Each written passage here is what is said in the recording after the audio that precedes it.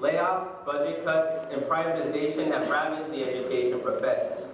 Teachers and their unions are frequently attacked in the mainstream media. They are told regularly that the reason why their school is failing is their fault, and the low academic achievement of their students is to blame on the poor performance of teachers. This line of reasoning ignores the stark social conditions that students face and puts the blame on teachers. It is a coordinated attack on teachers by the 1% to divert attention away from the real reason for the problems in public schools. Persistent budget cuts and the worsening conditions for working people and their children in the current capitalist crisis. The scarcity of resources in public schools is a product of the capitalist system, which devalues any institution that fulfills a human need and whose sole aim is not to produce profit. The charter school movement is another product of capitalism. Charter schools are private schools that take public money but receive a massive amount of funds from capitalist billionaires such as Bill Gates and the Walton family. They are largely non-union schools that have been used as a tool by profiteers to divide the public and turn communities against public education and unions.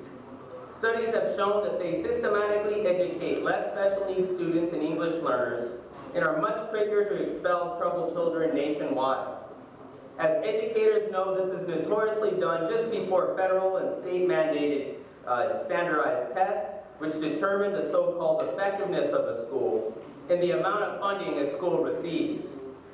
The standardized tests are mind-numbing, and teachers and students hate them. It is well known that these tests in reality only measure the socioeconomic status of the students a school serves and eschew critical thought. The tests penalize schools in working class areas since the students there have parents who cannot afford tutors or other test preparation. So the neighborhood schools that serve oppressed neighborhoods are always starved of resources by the state. The unions which defend public education are demonized in the capitalist press, and the drive to privatize our schools continues in large part since education is one of the few professions left where workers from teachers, janitorial staff, bus drivers, and cafeteria workers are union members. The union leadership, which unfortunately is oriented towards the Democratic Party, have enemies in position of power at all levels, from Mayor Villaraigosa to President Obama. Obama and Villaraigosa were both strongly supported by public sector unions during their election campaigns. But because of this betrayal by Obama and countless other Democratic politicians across the U.S., there's a growing recognition on the part of teachers and other school workers that mobilizing and organizing is the key to protecting public education and their rights, not supporting corporate politicians.